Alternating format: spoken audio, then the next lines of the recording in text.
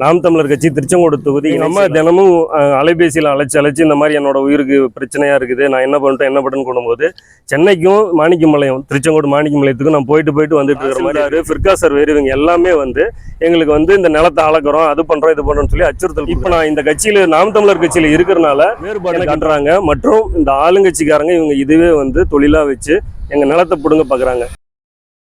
என் பேர் கார்த்திகேயன், நாம் தமிழர் கட்சி திருச்செங்கோடு தொகுதி இணை செயலாளருங்க.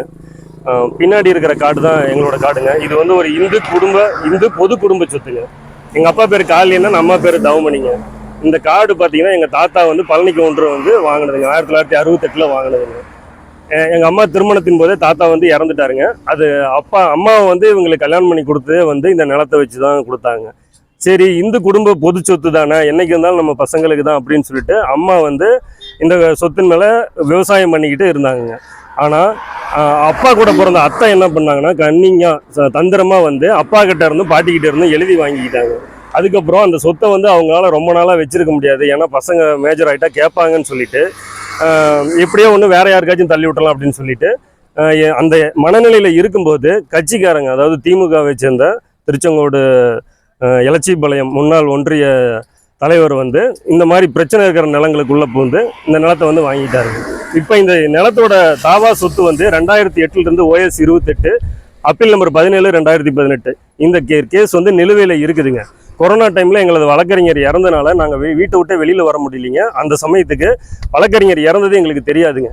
2 வருடம் கழிச்சு போகும்போது அவங்க மகள் வழக்கறிஞரோட பொண்ணு எங்களை கூப்பிட்டு சொல்லும் போது தான் தெரிஞ்சிச்சு அவர் இறந்துட்டாருன்னு சொல்லிட்டு. அதுக்கப்புறம் இப்போ நாங்கள் ரினியூவல் மனு வந்து வழக்கறிஞர் தண்டபாணியை வச்சு போட்டிருக்கோங்க. இப்போ இதுக்கிடையில் வந்து காவல் அதிகாரிகளும் சரி, தாசில்தார், ஃபிர்கா சர்வேர் இவங்க எல்லாமே வந்து எங்களுக்கு வந்து இந்த நிலத்தை அளக்குறோம், அது பண்ணுறோம், இது பண்ணுறோம்னு சொல்லி அச்சுறுத்தல் கொடுக்குறாங்க.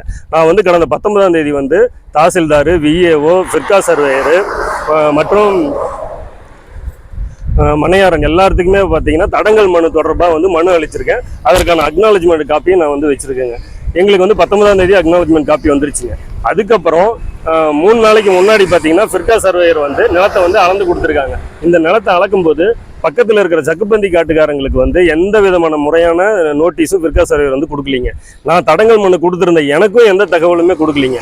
அவங்க வந்து ஆளுங்கட்சி தரப்புக்கு சாதகமாக வந்து அளந்து கொடுத்துட்டு அவங்க பாட்டில் போயிட்டாங்க. காவல் நிலையத்திலையும், வேலங்கோனம்பட்டி காவல் நிலையத்திலையும் அவங்களுக்கு சாதகமாக செயல்படுறாங்க. நாங்கள் போனால் ஒரு கம்ப்ளைண்ட் மனு கூட வாங்க மாட்டேங்கிறாங்க. இப்போ நான் இந்த கட்சியில் நாம் தமிழர் கட்சியில் இருக்கிறனால எனக்கு இந்த வேறுபாடு காட்டுறாங்க. மற்றும் இந்த ஆளுங்கட்சிக்காரங்க இவங்க இதுவே வந்து தொழிலாக வச்சு எங்கள் நிலத்தை பிடுங்க பார்க்குறாங்க.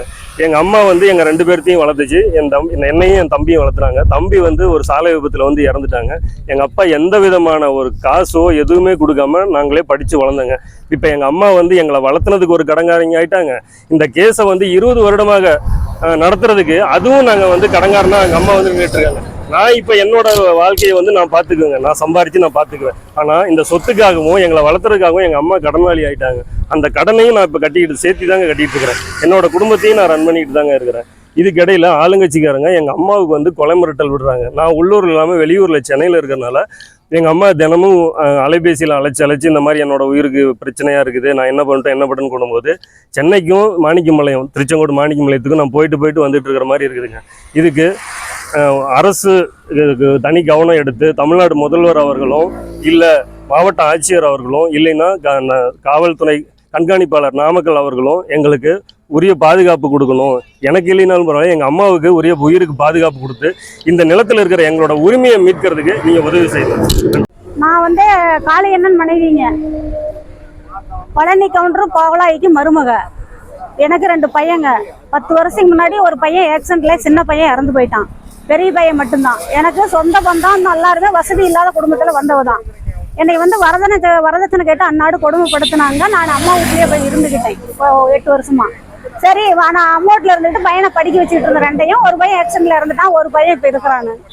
மண்ணு தானே கிடக்கட்டும், பசங்க 2 மேஜரானா அவன் சொத்துக்கு போயிட்டு போறான் அப்படின்னு நான் கஷ்டப்பட்டு தினம் கூலி வேலை செஞ்சு காப்பாத்திட்டு இருந்தாங்க. இப்போ வந்து என்னாச்சுன்னா ஆளுங்கட்சி திமுக தலைவர் முன்னாள் சேர்மன் திருச்செங்கோடு நடேசனும் முன்னாள் ஒன்றிய செயலாளர் சேரன் சத்திவேலு சத்தநாயக்கி குளத்துக்காரர் 2 பேரும் சேர்ந்து எனக்கு தெரியாம எங்க வீட்டுக்காரருக்கு சாராயத்தை வாங்கி ஊற்றி கையெழுத்து வாங்கிட்டாங்க. அந்த ஆள் ஒரு மெண்டல் மாதிரி இருக்கிறாப்புல. இப்போ வாங்கிட்டு உள்ளார கல்லு நட்டு முள்ளுவேலி போட்டுக்கிட்டு இருக்கிறாங்க. எனக்கு முள்ளுவேலி அகற்றி எனக்கு உரிய பாதுகாப்பு தரணும். நேற்று முள்ளுவேலி போடையில எங்க பையன் இல்லாதனால நான் வந்து தடுத்தேங்க. என்னை எல்லாரும் சேர்ந்து அடிக்க வராங்க. இப்பயும் 10 பேர் இருக்கலே அடிக்க வந்துட்டாங்க. நான் என்ன பண்றதுன்னா அரசாங்கம் தான் முடிவு பண்ணணும். தமிழ்நாடு முதலமைச்சர் தான் முடிவு பண்ணணும். என் கையில் ஒன்றும் இல்லை. என்னை காப்பாற்றி எத்தனையோ குடும்பத்தை காப்பாற்றின நீங்க என்னையும் காப்பாற்றணும்னு நான் கையெடுத்து கும்பிட்டு கேட்டுக்கிறேன். நீங்க நடவடிக்கை எடுக்கலைன்னா நான் தற்கொலை பண்ணிட்டு சாவர தவிர வேற வழி இல்லை. என்கிட்ட வசதி வாய்ப்பு கிடையாது. அப்படி ஒரு வேளை நான் என் உயிருக்கு ஆபத்து வந்தா சேரன் சத்திவேலும் முன்னாள் சேர்மன் நடேசன் மட்டும்தான் பொறுப்புங்க.